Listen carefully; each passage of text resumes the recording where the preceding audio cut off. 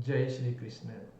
आप सभी का मेरे चैनल पे हार्दिक स्वागत है और आशा करता हूँ कि आप सभी अच्छे हो। और आज काफ़ी अच्छा दिन है, श्री कृष्ण जन्मोत्सव है, जन्माष्टमी है। पूरे भारत देश में बड़ी मात्रा में इसे मनाया जाता है।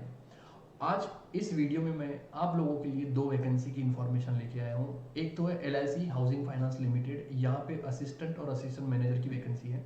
दूसरी जो वैकेंसी है वो है CS मैनेजमेंट ट्रेनी की। नालको एक गवर्नमेंट कंपनी है, यहाँ पे मैनेजमेंट ट्रेनी की वैकेंसी है।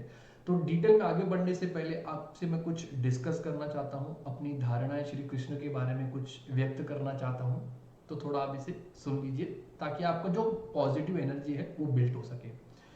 किसी ने बहुत सही कहा है, अगर जिंदगी में पांडवों सी विवशता मिलेगी, अगर जिंदगी में पांडवों सी विवशता मिलेगी तो हिस्से में श्री कृष्ण भी तो आएंगे। इसलिए कर्म किए जा, इसलिए कर्म किए जा, फल की चिंता मत कर। हर सवाल अपने वक्त में सुलझ जाएगा, हर सवाल अपने वक्त में सुलझ जाएगा, तू हल्की चिंता मत कर। दोस्तों, जीवन में अगर आपको आगे बढ़ना है तो भगवत गीता में एक चीज लिखी हुई है, इंसान उतना ही बड़ा बन सकता है जितना बड़ा वो सोच सकता है। यदि आप बड़ा सोचेंगे जीवन में तो आपको सफलताएं जरूर मिलेगी। सफलताएं पाने के लिए आपको मेहनत भी जरूर करनी पड़ेगी। आप डेस्टिनी किस्मत के भरोसे नहीं रह सकते हो जीवन भर। अगर आपने महाभारत अच्छे से देखा होगा तो आपसे मैं एक कहानी और एक वाक्य या बोल सकते एक दृश्य शेयर करना चाहूंगा। श्री कृष्ण और कर्ण, आपने अगर महाभारत देखी होगी तो दोनों पात्र आपको पता है, श्री कृष्ण जी और कर्ण महाभारत के दो मेन पहलू, यहाँ स्तंभ हम कह सकते हैं दोनों को। दोनों में काफी समानता थी। मैंने श्री कृष्ण जी से काफी कुछ सीखा है, तो मैं आपके साथ वो शेयर करना चाहता हूँ। दोनों में समानताएं क्या थी, कर्ण में और श्री कृष्ण में? अगर आप समानताएं जानोगे तो आप आश्चर्यचकित हो जाएंगे कि ऐसा भी हुआ है।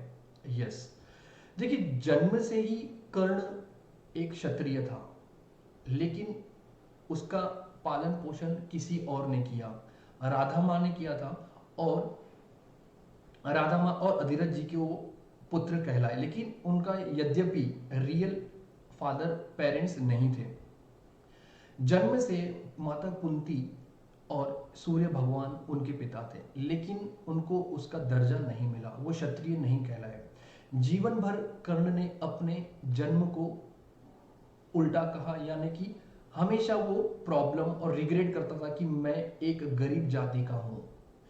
उसी तरीके से श्री कृष्ण जी की बात किया जाए, श्री कृष्ण जी भी किसी और की संतान थे, उनका पालन पोषण किसी और ने किया, माता यशोदा जी ने किया, गोकुल में उनका पालन पोषण हुआ।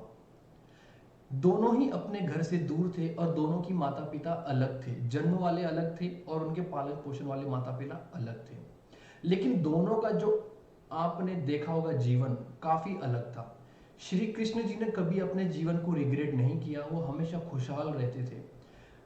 वैसे ही कर्ण ने अपने जीवन को हमेशा कोसा और उन्होंने अधर्म का साथ दिया महाभारत में, जिसका परिणाम आपको तो पता ही है।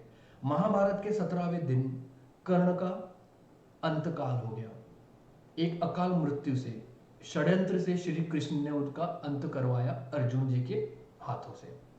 तो दोनों की सोच विचार आप समझिए। आप अपने हालात को गाली दे रहे हो जीवन भर, ये सही बात नहीं है। आप रिग्रेट क्यों कर रहे हो कि आप कौन सी फैमिली में पैदा हुए हो? You should see how you can grow in your life. ये काफी अच्छी चीज है। श्री कृष्ण जी भी काफी गरीबी से जूझ चुके थे, उनका ऐसा ग्वाले का उनका बड़प्पन हुआ, एक गोकुल में उनकी पालन पोषण हुई। लेकिन दोनों राजपुत्र थे, दोनों राजा थे, दोनों प्रिंस भी थे, लेकिन श्री कृष्ण जी ने कभी इसका रिग्रेट, पश्चाताप नहीं किया। दोनों का अंत आपको पता है। श्री कृष्ण जी काफी बेहतरीन से रह चुके जीवन के एक पात्र थे, जो महाभारत के मेन पात्र थे।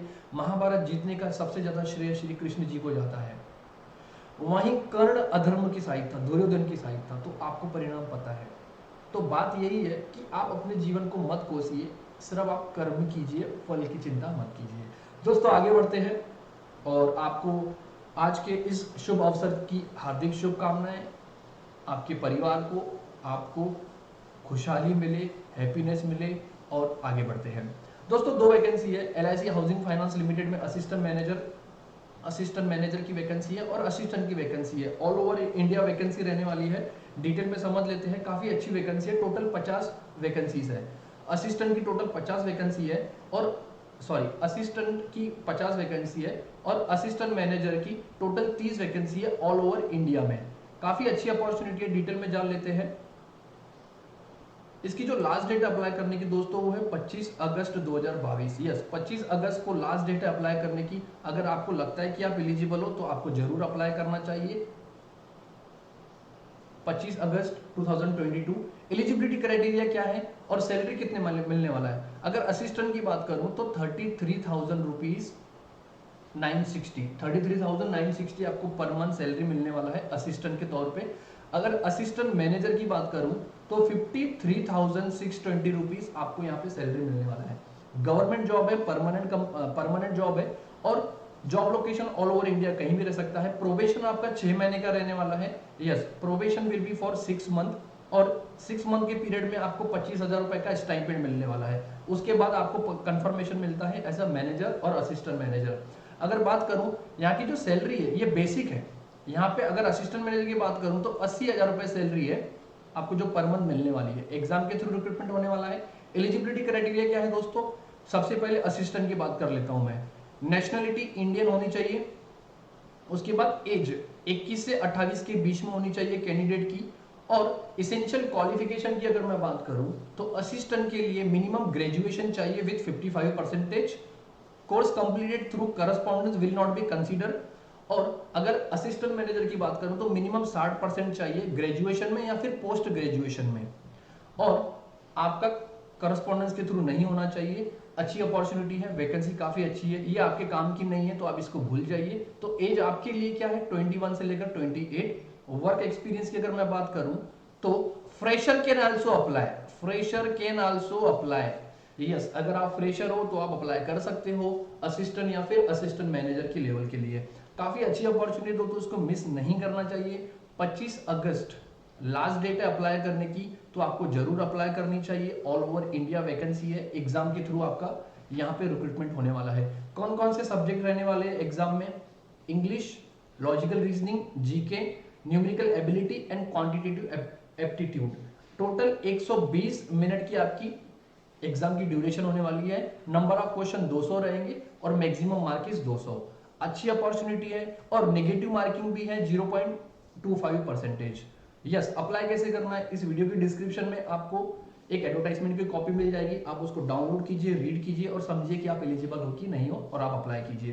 दोस्तों दूसरी वैकेंसी के बारे में अगर मैं बात करूं तो वो CS मैनेजमेंट ट्रेनी की वैकेंसी है।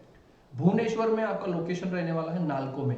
Yes, NALCO national aluminium company limited. यहाँ पे CS मैनेजमेंट ट्रेनी की वैकेंसी है। जिसने एग्जीक्यूटिव पास किया है या फिर CS प्रोफेशनल पास किया है वो एलिजिबल है यहाँ पे अप्लाई करने के लिए। मैक्सिमम एज कैंडिडेट का 28 के ऊपर नहीं होना चाहिए। साथ ही साथ 13,500 यस 13,500 रुपीज आपको यहाँ पे स्टाइपेंड मिलने वाला है। मेरे ख्याल से अच्छा है, आपको अप्लाई करना चाहिए। गवर्नमेंट कंपनी में अगर आपको ट्रेनिंग करनी है तो training period will be for 21 month. Last date apply करने की है 28 अगस्त 2022। 28 अगस्त 22 लास्ट डेट है अप्लाई करने की। तो दोस्तों अप्लाई कैसे करना है? इस वीडियो के डिस्क्रिप्शन में आपको ये एडवर्टाइजमेंट की कॉपी मिल जाएगी और इसमें लिंक है रजिस्ट्रेशन की, आप इसके थ्रू अप्लाई कर सकते हो। इस वीडियो में आपको कुछ दिक्कत हो, कुछ प्रॉब्लम होती है तो आप मुझसे क्वेश्चन पूछ सकते हो कमेंट करके, या कोई भी प्रॉब्लम हो यू कैन आस्क मी। इस वीडियो को मैं यही एंड करता हूँ, मिलते हैं अगले वीडियो में। धन्यवाद।